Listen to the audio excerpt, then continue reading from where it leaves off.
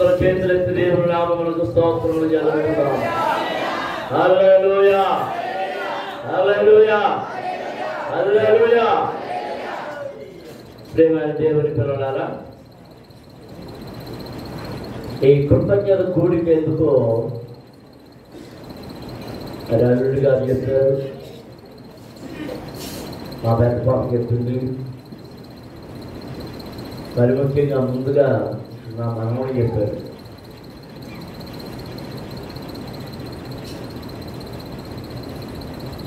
మరి నెల రోజులు సెలవులు గడిపి రేపటి దినాన్న ప్రయాణమై వెళ్తున్నారు.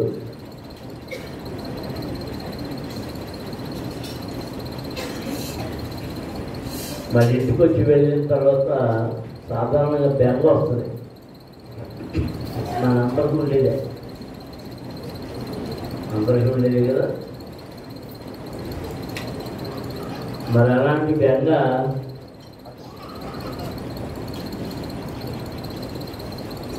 మన మనవుడికి కలగకుండా ఉండేటట్లు నేను ప్రార్థన చేయాలని మనకి. మరి ఎప్పుడు దూర ప్రదేశంలో ఉండలేదు, ఇంటిని విడిచిపెట్టి వాళ్ళ అమ్మ నాన్న విడిచిపెట్టి వస్తే మా దగ్గర నా దగ్గరే. ఈ నెలలు కూడా వాళ్ళ నాన్నగారి దగ్గర ఉన్నది ఒక రోజు 2 రోజులు వస్తే, వాళ్ళ అమ్మ దగ్గర కూడా ఒక రోజు అంటే ఒక 3 రోజు ఒక రాత్రి.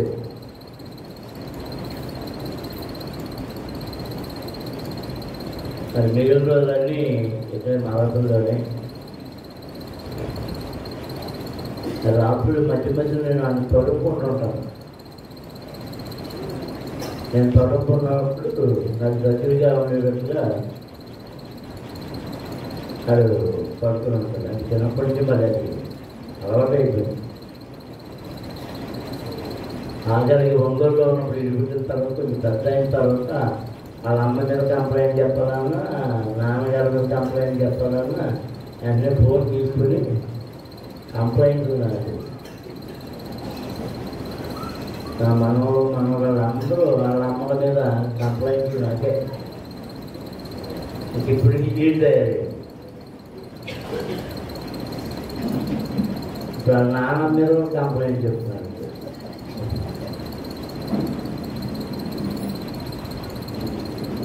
మరి కేరళ రాష్ట్రంలో ఉన్న మన రాష్ట్రం భోజనం పద్ధతులు ఒకలా ఉంటాయి, కేరళలో పద్ధతులు ఒకలా ఉంటాయి. కేరళలో వాళ్ళు అన్నం తిన్నా కానీ ఉప్పుడు బియ్యం తింటారు. అది మీకు చాలా మందికి తెలియకపో, ఉప్పుడు బియ్యం తింటారు. ఆ ఉప్పుడు బియ్యం తినడం వల్ల అక్కడ తొందరగా కనిపిస్తారు. మన ఇతర రాష్ట్రాలకు వెళ్తే మన భోజనం దొరకకపోతే మనకి ఇబ్బందిగా ఉంది. ఒకరోజు వీళ్ళు భోజనం చేసేవారంటే లేదు అంటారు, బ్యాంక్ బాగాలేదు అంటారు, లేకపోతే మరొకటి చెప్తారు. అలా చేస్తే ఏం తినామంటే చట్నీ ఏంట్రా ఈ టైంలో ఎందుకు పెట్టారంటే ఏమో అంటారు. అలాంటి భోజనపు ఇబ్బందులు పిల్లలకి హాస్టల్స్లో ఉండే వాళ్ళకి అందరికీ ఉండేటటువంటి ఇబ్బందులే. ఇంకా ఈ కొమ్మర్దేవ హాస్టల్లో ఉన్న వాళ్ళు పాన్ పెడతారు అనుకుంటా.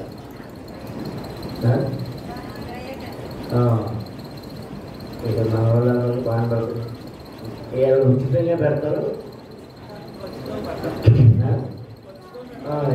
వీళ్ళకేమో డబ్బులు వసూలు చేసి మరి తప్పు వసూలు చేయరు. మొన్న పేపర్లో వచ్చింది, మొన్న ఏదో మీటింగ్ జరిగిందంటే అమరావతిలో. ఆ ఫంక్షన్లో ఆ భోజనాలు ఖర్చు ఎంత ప్లేట్కి 3,500 అయిందంట. మరి ఏం తిన్నారో అంటున్నారు. అంటే అలా ఈ హాస్పిటల్ కూడా ఇలాగే లక్షలు వసూలు చేస్తున్నారు. వాళ్ళ పిల్లలు భోజనానికి ఇబ్బంది పడుతున్నారు. మరి భోజనానికి ఇబ్బంది కానీ వాళ్ళ ఇంటి మీద బెంగగాని లేకుండా ఉండేటట్లు ప్రార్థన చేయాలి. మరి ముఖ్యంగా చదువు మీద మంచి శ్రద్ధ కలిగి, అంతకంటే ముఖ్యంగా ప్రార్థన యందు ఆసక్తి కలిగి ప్రార్థించేటట్లను, వాక్యాన్ని అనుదినం చదువుకుని వాక్యానుసారంగా నడిచేటట్లను అభివృద్ధి దేవుడు జ్ఞానం కలగజేసి నడిపించేటట్లు ప్రార్థన చేయాలని మనకి అంటారు. అదే రేపు ప్రయాణం అంతట్లో ఇంటికి హాస్టల్ చేయడం వరకు, కాలేజీ చేయడం వరకు ప్రభుత్వ తోడుగా ఉండేటట్లు మీరు అక్కడ ప్రార్థనలు జ్ఞాపకం చేసుకోవాలని మనం అంటారు.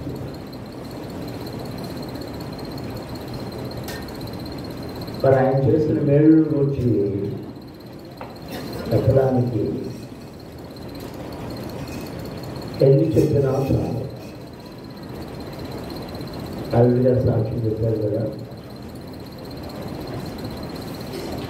అంటే వారున్న అధికార పదవిలో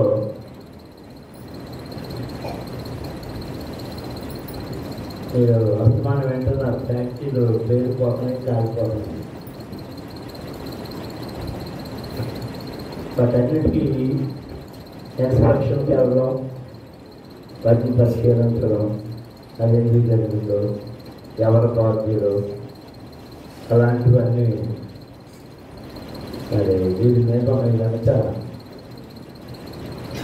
అర్ధరాత్రానైనా అపరాత్రానైనా ఏదైనా జరిగినప్పుడు ఫోన్లు రావడం, గబగబ పరిగెత్తడం, ఇలాంటి వాటి వల్ల కొన్ని టెన్షన్స్ వాళ్ళలో ఉన్నది. కనుక ఆ టెన్షన్స్ మరి ఎట్టి విధమైనటువంటి బలహీనతలకు కానీ అనారోగ్యానికి కానీ తాగుకుండా ఉండేటట్లు ధైర్యాన్ని, తగిన ఆలోచనలు, నడిపింపును ఉపయోగించేటట్లు మీరు ప్రార్థన చేయాలని మనం చేస్తున్నాను.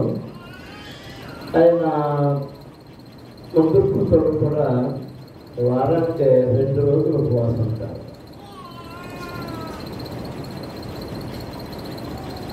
వాళ్ళ భర్తల యొక్క ఉద్యోగాల్లో దేవుడు సహాయం చేయడం కోసం, అలాగే మా ఆరోగ్యం కోసం, మీ అందరి కోసం ప్రార్థన చేస్తాం, సంఘం కోసం ప్రార్థన చేస్తాం. మరి మీరందరూ కూడా మమ్మల్ని ప్రేమించి మా కోసం, మా పిల్లల కోసం కూడా ప్రార్థన చేస్తున్నారు. అందుకు మేము ఎంతగానో కృతజ్ఞులమై ఉన్నాం. ప్రార్థన చేసేటటువంటి విశ్వాసం దేవుడు మాకు ఇచ్చినందుకు దేవునికి నేను ఎంతగానో స్తుతులు చెల్లిస్తూ ఉన్నా. దేవునికి స్తోత్రం, హల్లెలూయా. మరి అలాగే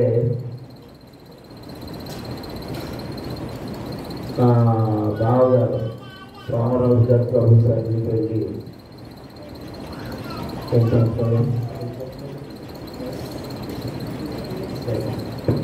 5 సంవత్సరాలు అవుతుంది. వాళ్ళ అత్త బాగా ఉండిపోయింది. ప్రార్థన చేయండి. మరి ఈరోజు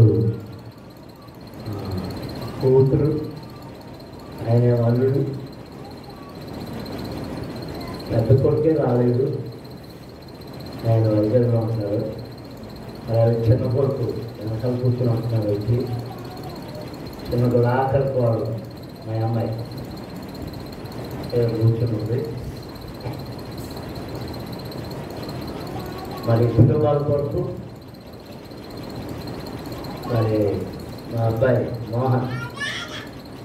మోహన్ గారు చేసేటటువంటి వ్యాపారం కొరకు, వాళ్ళ అమ్మాయి కూడా బీటెక్ చదువుతూ ఉండదు. ట్రిబులైటీలోనే ఎవరు కరెక్ట్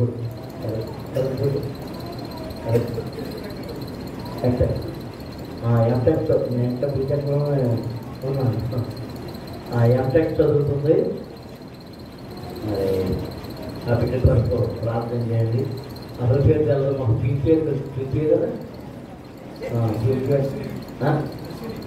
హర్షిణి, హర్షిణీలు వర్షిణీలు అది వచ్చినాయి కదా, వైద్యులు వచ్చినాయి.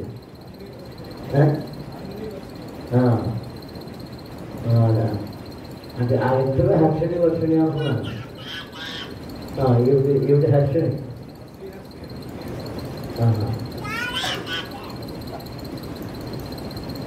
మరి బిడ్డ ఆ బిడ్డ ఒకటే కూతురు గౌరవంగానే ఉంటూ ఉంటుంది. కాబట్టి కొరకు కూడా ప్రార్థన చేయండి. ఆ చదువులను పూర్తి చేసుకుని మంచి ఉద్యోగంలో ఇంటి పెట్టవచ్చు. దేవుని నామాన్ని మహిమపరిచేటట్లుగా మీ అనుదిన ప్రార్థనలో జ్ఞాపకం ఉంచుకోవాలని మనం చేస్తున్నాం. దేవునికి స్తోత్రం. హల్లెలూయా, హల్లెలూయా. మరి ఆ ఊరేళ్ళిపోవడం ముందు నాకు బెంగ వస్తుంది. నాకు బెంగ రాకుండా ప్రార్థించలేదు. అది అమ్మగారికి బెంగ రాకపోయినా నాకు బెంగ వస్తుంది.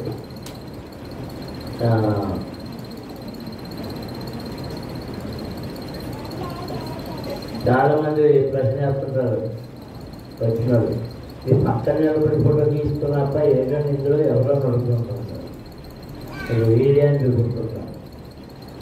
అప్పుడు ఇప్పటికి అంటారా అది మా ఐడెంటి పొడితే ఎవరు. దేవుని వాక్యంలో నుండి 2-3 మాటలు మనం జ్ఞాపకం చేసుకొని స్తుతి కూడిక కనుక దేవునికి స్తుతించిన కొరకు 100 కీర్తనల గ్రంథంలో నుండి 106వ కీర్తన మొదటి 5 వచనాలు మనం చదువుతాం. మొదటి 5 వచనాలు 106వ కీర్తన మొదటి 5 వచనాలు. యెహోవాను స్తుతించుడి, యెహోవా దయాళుడు, ఆయనకు కృతజ్ఞతాస్తుతులు చెల్లించుడి. ఆయన కృప నిత్యముండును. యెహోవా పరాక్రమ కార్యములను ఎవడు వర్ణింపగలడు? ఆయన కీర్తి అంతటిని ఎవడు ప్రకటింపగలడు? న్యాయమును అనుసరించువారు ఎల్లవేళలా నీతిని అనుసరించి నడుచుకుని వారు ధన్యులు. యెహోవా నీవు ఏర్పరచుకున్న వారి క్షేమము నేను చూచుచు నీ జనులకు కలుగు సంతోషమును బట్టి నేను సంతోషించుచు నీ స్వాస్థ్యమైన వారితో కూడి కొనియాడినట్లు నీ ప్రజలయందు నీకున్న దయ చొప్పున నన్ను జ్ఞాపకమునకు తెచ్చుకొనుము. నాకు దర్శనమిచ్చి నన్ను రక్షింపుము. దేవునికి స్తోత్రం. హల్లెలూయా, హల్లెలూయా, హల్లెలూయా. దేవుడు తన ప్రజల చేసిన కార్యములను బట్టి ఆ కార్యములు ఆ మేలులు పొందిన వారు భక్తుడు స్తుతిస్తున్న స్తుతి ప్రార్థన. మనం 116వ కీర్తనలో ఈ కీర్తనకారుడు 12-13 వచనాల్లో ఏమంటున్నాడో ఒకసారి చదువుతాం చూడండి. యెహోవా నాకు చేసిన ఉపకారములన్నిటికీ నేను ఆయనకు ఏమి చెల్లించుదును? రక్షణ పాత్రను చేతపుచ్చుకొని యెహోవా నామమున ప్రార్థన చేసేదను. యెహోవాకు నా మృక్కుబడులు చెల్లించెదను. ఆయన ప్రజలందరి ఎదుటనే చెల్లించెదను. దేవునికి స్తోత్రం. హల్లెలూయా, హల్లెలూయా, హల్లెలూయా. ఆయన చేసిన మేలులకు, ఆయన చేసిన ఉపకారములకు, ఆయన చేసిన అద్భుత కార్యములకు నేనేమి చెల్లించగలను? చెల్లించగలిగినది ఏది నా దగ్గర లేదు. దేవుడు చేసిన వాటికి మనము విలువ కట్టలేము, విలువ కట్టలేము. అత్యంత విలువైనది. 107వ కీర్తనలో ఈ భక్తుడు ఏమని అంటున్నాడంటే, మొదటి వచనములో యెహోవా దయాళుడు, ఆయనకు కృతజ్ఞతాస్తుతులు చెల్లించుడి, ఆయన కృప నిత్యముండును. ఆయన కృప ఎప్పుడు ఉంటుంది చెప్పాలంటారు. ఆయన కృప నిత్యం ఉండును. దేవునికి స్తోత్రం. హల్లెలూయా, హల్లెలూయా. యెహోవా విమోచించిన వారు ఆ మాట పలుకుదురు గాక. ఎవరు పలుకుతారు ఆ మాట? ఎవరు పలుకుతారు? యెహోవా విమోచింపబడిన వారు ఎవరు? వాళ్ళు పలకండి. ఎవరు లేరు. నేనున్నా యెహోవా దయాళుడు, ఆయన నేనున్నాను, నేను చెప్తాను. మీరు ఎవరు లేరు. మరి పలకలేదు. యెహోవా విమోచించిన వారు ఆ మాట పలుకుతారు, అలా విమోచింపబడిన వారు ఆ మాట పలకండి. నేను అన్నదని యెహోవా దయాళుడు, ఆయనకు స్తోత్రములు. దేవునికి స్తోత్రం. హల్లెలూయా, హల్లెలూయా. ఆయన కృప మన మీద నిత్యము ఉంటున్నది. ఏదో కట్టొచ్చి వెళ్ళిపోవడం లేదు. మీరు గతస్థ కోనేటిని జ్ఞాపకం చేసుకోండి. అక్కడ కృప నిత్యం ఉంటుందా? అప్పుడప్పుడు దేవదూత ఎప్పుడు వచ్చి దిగి నీళ్లు కదిలిస్తారో ఆ సమయంలో అది కూడా మొట్టమొదటి ఎవరు నీళ్లను తాకుతారో వాళ్ళకి దక్కుతుంది అక్కడ. కానీ ఇక్కడ అలా కాదు, ఇక్కడ అలా కాదు. ఈయన కృప ఎవరు? ఆయన ఎందు ఆయన చేత విమోచింపబడిన వారికి ఆయన కృప నిత్యము దొరుకుతుంది. ఆయన కృప నిత్యము ఉంటుంది. దేవునికి స్తోత్రం. హల్లెలూయా, హల్లెలూయా, హల్లెలూయా. మనం ఆయన కృప కొరకు నిత్యము కనిపెట్టి చూడాలి. నిత్యము కనిపెట్టి చూడాలి. అనుదినము కనిపెట్టి చూడాలి. ప్రతి క్షణము కనిపెట్టి చూడాలి. ఆయనకు కృతజ్ఞతాస్తుతులు చెల్లిస్తూ ఉంటే స్తుతి స్తుతి స్తుతి స్తుతి స్తుతి అని మరి స్తోత్రాలు చెల్లిస్తుంటే ఆయన కృప మనలను దాటి వెళ్ళదు. ఆయన కృప మనలను దాటి వెళ్ళదు. ఆయన కృప మనతోనే ఉంటున్నది. దేవునికి స్తోత్రం. హల్లెలూయా. ఇప్పుడు మా మీడియా టెక్నీషియన్ ఏడురా? మా మీడియా టెక్నీషియన్ చిన్న చెడిగా అలాగంటే అర్థం అవుతుందేమో. దేవునికి స్తోత్రం. హల్లెలూయా. ఇప్పుడు 106వ కీర్తనలోని మాటలు జ్ఞాపకం చేసుకుందాం. యెహోవాను స్తుతించుడి, యెహోవా దయాళుడు, ఆయనకు కృతజ్ఞతాస్తుతులు చెల్లించుడి, ఆయన కృప నిత్యముండును. దేవునికి స్తోత్రం. హల్లెలూయా. 107లోనూ అదే మాట చెప్తున్నాడు, 106లోనూ అదే మాట చెప్తున్నాడు. దావీదు రాసినటువంటి పాటలన్నిటిలోనూ, కీర్తనలన్నిటిలోనూ, స్తుతులన్నిటిలోనూ, ప్రార్థనలన్నిటిలోనూ ఈ మాట అనేక మార్లు కనబడతా ఉంది. దేవునికి స్తోత్రం. ఎందుకు? 2వ వచనంలో అంటున్నాడు, యెహోవా పరాక్రమ కార్యములను ఎవడు వర్ణింపగలడు? ఆయన కీర్తి అంతటిని ఎవడు ప్రకటింపగలడు? అవును, ఆయన కీర్తిని, ఆయన కృపను ఒక్కడు చెప్పలేడు.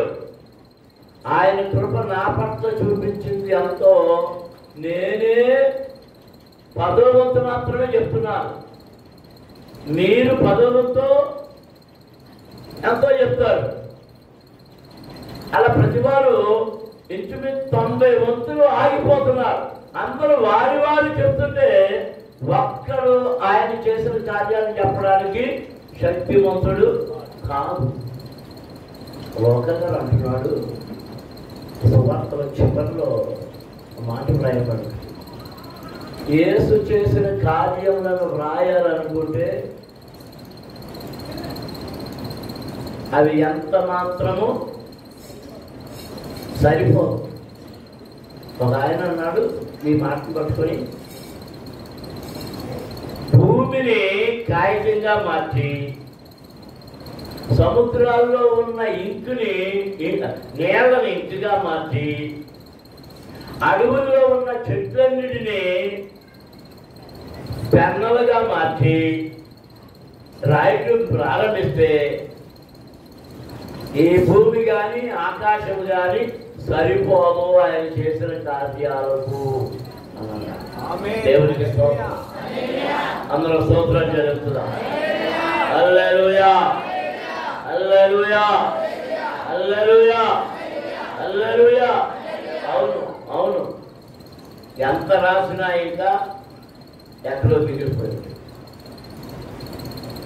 నీకున్న వయసులో నీకు జ్ఞానం వచ్చినప్పటి నుండి దేవుడు నీ ఎడల చేసిన కార్యములను గురించి ఆలోచన చేయి, ఉపకారములను గురించి ఆలోచన చేయి, జ్ఞాపకం తెచ్చుకో.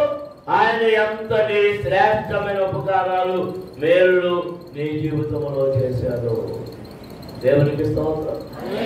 హల్లెలూయా, హల్లెలూయా, హల్లెలూయా. ఆయన మన ప్రార్థనను ఆలకించి మనకు జవాబు ఇచ్చేవాడు. దినవృత్తాంతముల మొదటి గ్రంథములో అక్కడ మనం ఒక ప్రార్థన చూస్తూ ఉన్నాం. 4వ అధ్యాయం 10వ వచనం చదువుదాం. యెఫెజు ఇశ్రాయేలీయుల దేవుని గురించి మొదలుపెట్టి, నీవు నన్ను నిశ్చయముగా ఆశీర్వదించి నా సరిహద్దులను విశాలపరిచి నీ చెయ్యి నాకు తోడుగా ఉండ దయచేసి నాకు కీడు రాకుండా దానిలో నుండి నన్ను తప్పించుము అని ప్రార్థింపగా దేవుడు అతని చేసిన దానిని అతనికి దయచేసాను. దేవునికి స్తోత్రం. హల్లెలూయా, హల్లెలూయా, హల్లెలూయా. ఏమని ప్రార్థన ఏమని ప్రార్థన చేస్తున్నాడు? దేవుని దగ్గర ప్రార్థన చేస్తున్నాడు. అతనికి యబ్బేజు అంటే వేదన పుత్రుడు. అతని తల్లి అతను పుట్టేటప్పుడు చాలా వేదన పడిందట. పురుటి వేదన, వర్షం చాలా కష్టతరమైనది. ఇంకేం కష్టాలు ఉన్నాయో సరేనా ముగించేస్తాను, నాకు అంట కొట్టేసాను, ముగించేస్తాను.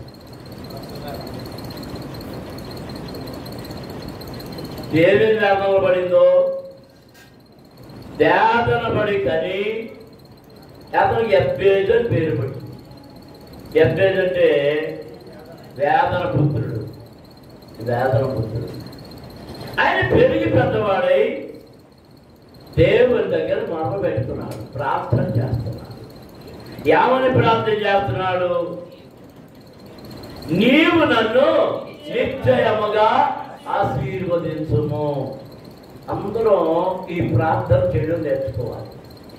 దీవెన ఎంతమంది కావాలని కోరుకుంటున్నారు? మరి ప్రార్థన నేర్చుకోవాలి. నిశ్చయముగా నన్ను నిశ్చయముగా ఆశీర్వదించు. ఎలా ప్రార్థన చేయాలి?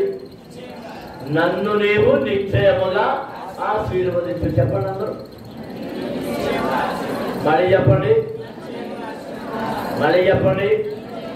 ఎవరి దగ్గర చెప్పాలి ఈ మాట? ఎప్పుడు చెప్పాలి?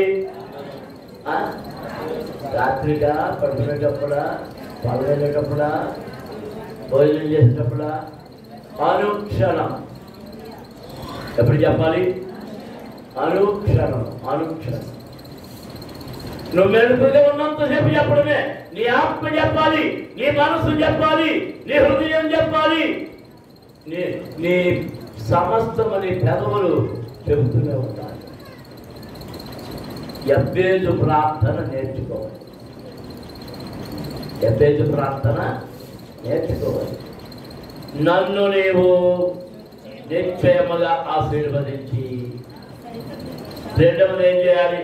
నా సరిహద్దును విశాలపరచుము. సరిహద్దు అంటే నీ ఇల్లు ఉందా? దానికి సరిహద్దు ఉందా? పొలం ఉందా? దానికి సరిహద్దు ఉందా? ప్రతిదానికి సరిహద్దు ఉంది. ఇంటికి సరిహద్దులు ఉన్నాయి, పొలానికి సరిహద్దులు ఉన్నాయి.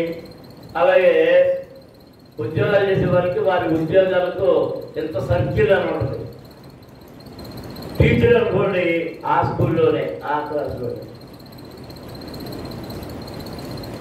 అదే ఎంఆర్ఓ గారు అనుకోండి ఆ మండలానికే,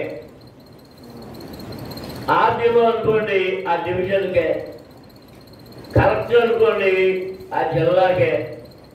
అలా వారి వారి పరిస్థితి. ఇప్పుడు ఈయన ఏమని ప్రార్థన చేస్తున్నాడు? నాకున్న సరిహద్దులను విశాలపరచుము. అందులో దేవుడికి స్తోత్రాలు చేస్తారు. హల్లెలూయా. మీ సరిహద్దులు విశాలపరచబడాలని ఎంతమంది కోరుకుంటున్నారు? మా అమ్మ ప్రార్థన చేసేది, సంఘ సరిహద్దులను విశాలపరచు, సేవా సరిహద్దులను విశాలపరచు, మా సరిహద్దులు విశాలపరచు అని ప్రార్థన చేసేది. ఆ ప్రార్థనే మేమెన్నో విధాలుగా అభివృద్ధి అయ్యి ఆశీర్వదించబడి విస్తరించబడడానికి మా బిడ్డల బిడ్డలు విస్తరించబడడానికి ప్రార్థన కారణమైంది. దేవునికి స్తోత్రం. హల్లెలూయా. ఆ దీవెన ఎంతమంది కోరుకుంటున్నారు? మరి మీరేం చేయాలి? ఏం చేయాలి? ఏమని చేస్తారు? ఏమని చేయాలి? నన్ను నీవు నిశ్చయముగా ఆశీర్వదించు. మొదటి మాట. రెండవ మాట, నా సరిహద్దులను విశాలపరచు. మూడవది, నీ చెయ్యి నాకు తోడుగా ఉండని. ఏం చేయాలి? ఏం చేయాలి? మా మనవరాలు, మా పెద్ద మనవరాలు ఎటు నవ్వుతున్నాయి. ఎవరు ఆడుతున్నావా? ఏమని ప్రార్థన చేయాలంట? ఎవరు చెయ్యి? దేవుని చెయ్యి మనకు తోడుగా ఉండాలి. దేవుని చెయ్యి మనకు తోడుగా ఉన్నప్పుడు మనం ఎక్కడ నడిచినా, ఎలా నడిచినా, అగ్నిలో నడిచినా, శ్రమల మధ్య నడిచినా, నేళ్ల మధ్య నడిచినా, వరదల మధ్య నడిచినా, ఎక్కడ నడిచినా ఆ చెయ్యి మనం ఏం చేస్తుంది? పట్టి నడిపిస్తుంది. పట్టి నడిపిస్తుంది. నీ చంటి పెట్టి నువ్వు రారానే వెళ్ళిపోతావా? పట్టుకుని నడిపిస్తావా? చెప్పండి. ఆయన ఏం చేస్తాం? మీరు మీ ఊరిని ఏం చేస్తున్నారు కాబట్టి నేను మాత్రం అది చెయ్యి పట్టుకుని నడవరా అంటే నా చెయ్యలు తీసుకుని పరిగెడతాను. నా చెయ్యల గెంజేసి పరిగెడతాను. చెయ్యేందుకు ఎందుకు పట్టుకుంటున్నావు? ఆ పరిగెత్త నేర్చుకోలేదు వాడు. నడక పూర్తిగా లేదు, నేర్చుకోలేదు. ఆడికేం కంగారు, కొత్తగా నడకొచ్చింది కదా కంగారు. ఈ కంగారు ఏం చేస్తాడు? నన్ను నెట్టిపెట్టి పరిగెత్తేసినట్టు పడిపోతాడు. పడిపోయేటప్పుడు పడిపోయాక నేను చూడడానికి పక్క తిప్పుకుంటాను. కొత్తగా నేర్చుకున్నాను నా దగ్గర. ఒకసారి పడిపోయాడు, అయ్యో నాన్న అన్నాను. గంటన్నర ఏడ్చాడు. ఇంట్లో ఎలా కాదని పడిపోయినప్పుడు ఎలా చూసి చూడడానికి ఎలా పక్క తిప్పుతున్నాను. ఎలా చూశాడు, రాస్తున్నాడు. అప్పుడు మళ్ళీ చెప్పి రా అన్న దుర్పేసుకుని వచ్చాడు. ఇప్పుడు ఒకసారి ఏం చేస్తున్నాడంటే పడిపోయినప్పుడు ఆ కాలికి అది దెబ్బ తగిలిందా, మోకాలికి అది దెబ్బ తగిలిందా అని గమనిస్తున్నాను. ఏం తగలటం లేదు, చూస్తున్నాడు. అంత చూస్తున్నాడు. నాన్న అన్నానా మొదలెట్టాడు. అందుకని ఇప్పుడు వాడికి ధైర్యం రావాలంటే, ఆడుగాడు లేవాలంటే ఏం చేస్తున్నాడంటే లేనన్నా రా అంటున్నా. కన్నా ఎక్కడుంది? వాడి దగ్గరే ఉంది. అలాగే నీ దేవుడు నీకు తోడుగా ఉంటున్నాడు. ఎంతమంది నమ్ముతున్నారు? ఆయన హస్తము నీకు తోడుగా ఉంటుంది. నువ్వు ఎక్కడికి ప్రయాణించినా, రాత్రి ప్రయాణించినా, పగలు ప్రయాణించినా, తెల్లవారుజామున ప్రయాణించినా, రోడ్డు మీద ప్రయాణించినా, బస్సులో ప్రయాణించినా, ఆకాశంలో ప్రయాణించినా, రైళ్లలో ప్రయాణించినా, ఎప్పుడు ఎక్కడ ఎలా ప్రయాణించినా ఆయన హస్తము తోడుగా ఉంటుంది. నమ్మిన వారు స్తోత్రం చేస్తారు. హల్లెలూయా, హల్లెలూయా, హల్లెలూయా. మా కుటుంబంలో ఒక అద్భుతమైన సంఘటన మీకు జ్ఞాపకం చేయాలనుకుంటున్నాను. 2005లో హార్ట్ అటాక్ వచ్చి రాజమండ్రి హాస్పిటల్లో ఉన్నాను. నన్ను చూడటానికి మా తమ్ముడు వచ్చాడు. అని అర్జెంట్గా హైదరాబాద్ వచ్చాయన్నాడు. సరే తరకు వస్తానుగా అంటే వాడును వివేకానంద గారు కూర్చొని వస్తానని ఒప్పించారు. అది నేను ముందు వెళ్ళిపోతున్నాయన్నయ్య అని చెప్పి వాడు రాత్రి వెళ్ళిపోయాడు. బస్కి వెళ్ళాడు. నాకు వెంటనే ఎవరేం చెప్పలే, వీళ్ళకి తెలిసినట్టు. కానీ తర్వాత మెల్లగా ఆడే చెప్పాడు మా తమ్ముడు, ఏమంటే అన్నయ్య ఆ రాత్రి అక్కడికి బయలుదేరాను, దారిలో మా బస్సు చెరువులో పడిపోయింది. అక్కడ చెరువులో పడిపోయింది.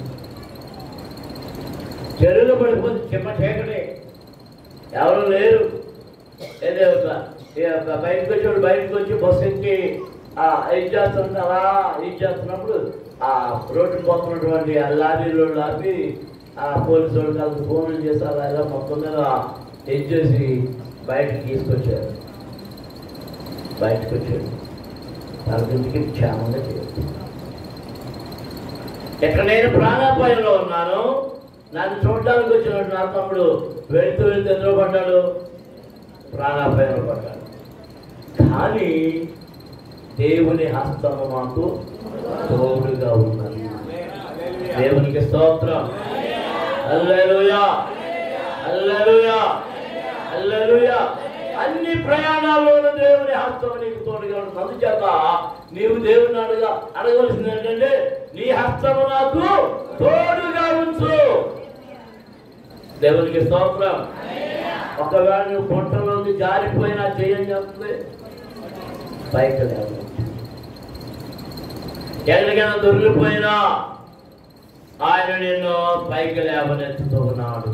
దేవునికి స్తోత్రం. హల్లెలూయా.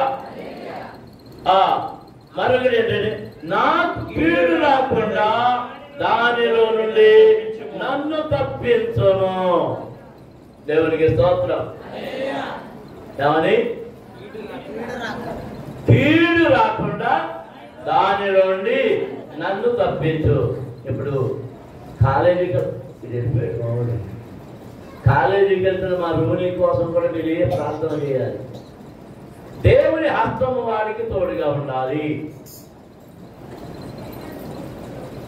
వాని యొక్క చదువుల యొక్క సరిహద్దులు విశాలపరచబడాలి. అంతేకాకుండా ఆయన చెయ్యి వారికి తోడుగా ఉండాలి. కీడు రాకుండా, ఏ కీడు అంటకుండా, ఏ బలహీనతలు అంటకుండా, ఏ శోధనలు అంటకుండా, స్నేహితుల వల్ల కానీ మరి ఎవరి వల్ల కానీ. ఎందుకంటే స్టూడెంట్స్ ఇంట్లో దూరం ఉంటారేమో. అందులోనూ బాగా కుదురైన విద్యార్థులు ఎవరంటే ఇంజనీరింగ్ కూడా.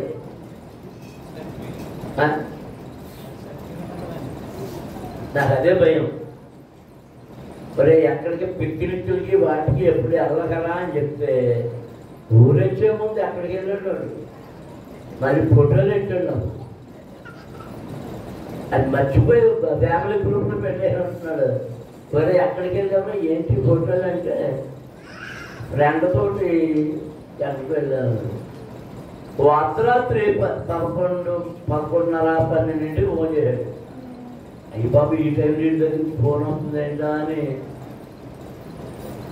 గమ్ముకుని పెట్టుబడి లేచి ఫోన్ తీసి ఏనా అంటే ఏదో తట్టినాయి అన్నాడు. అది కాలేజీలో లేవా, హాస్టల్లో లేవా, బయట ఉన్నావా, ఏంటి నాకు తేడా ఏమైనా పడుతుందో స్వరం అంటే అవును బయటకు వచ్చాం, హాస్పిటల్కి వచ్చాం. హాస్పిటల్కి ఇంటికి ఏమైంది అని అడిగారు. వాడు ఆ రూమ్మేట్కి ఎవరికి బాగాలేదంట. ఏమైందో ఆ స్నేహితులు అందరూ కలిసి వాడిని హాస్పిటల్కి తీసుకొచ్చారు. అక్కడి నుంచి నాకు ఫోన్ చేశాను. ఇక నా గుడ్డలు చూడడానికి 2 రోజుల వరకు నేను నిద్రపడలే. భయం భయం. కనుక మనం వీళ్ళ కోసం ఏమైనా ప్రార్థన చేయాలంటే ఏ కీడు రాకుండా తప్పించుము. దేవునికి స్తోత్రం. హల్లెలూయా. దేవుని పిల్లలారా, ఇలాంటి ప్రార్థన మీ కుటుంబం అందరి కోసం చేసుకోండి. సంఘం కొరకు చేయండి, మా కొరకు చేయండి, ఇతరుల కొరకు చేయండి. ప్రార్థనలు వినేవాడు ఎవరు వింటున్నాడో లేదా? ఆయన ప్రార్థన ఆలకించేవాడు. దేవునికి స్తోత్రం. హల్లెలూయా. అందరూ స్తోత్రాలు చెల్లించుదాం. హల్లెలూయా అని ప్రార్థింపగా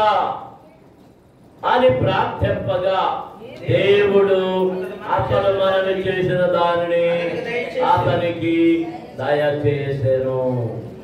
దేవునికి స్తోత్రం. అందరూ స్తోత్రాలు చెల్లించుదాం. హల్లెలూయా హల్లెలూయా హల్లెలూయా హల్లెలూయా హల్లెలూయా. ప్రార్థన చేస్తే ఏం చేస్తాడంట? ప్రార్థన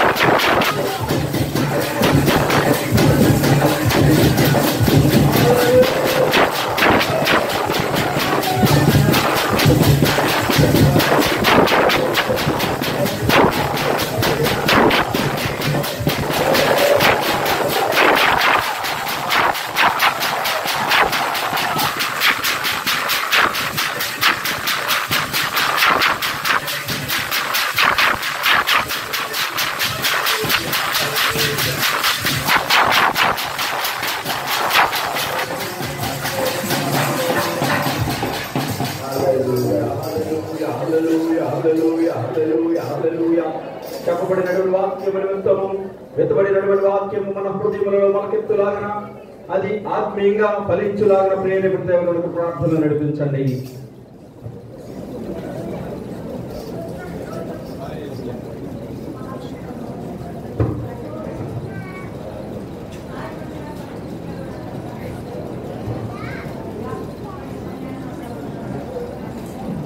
హల్లెలూయా హల్లెలూయా హల్లెలూయా.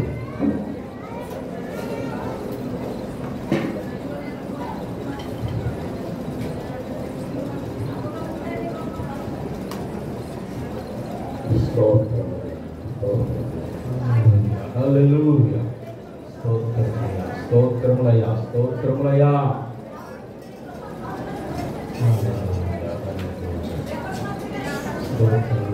స్తోత్రముల తండ్రి. హల్లెలూయా హల్లెలూయా.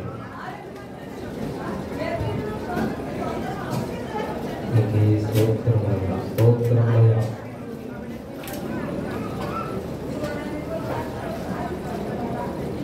హల్లెలూయా. హల్లెలూయా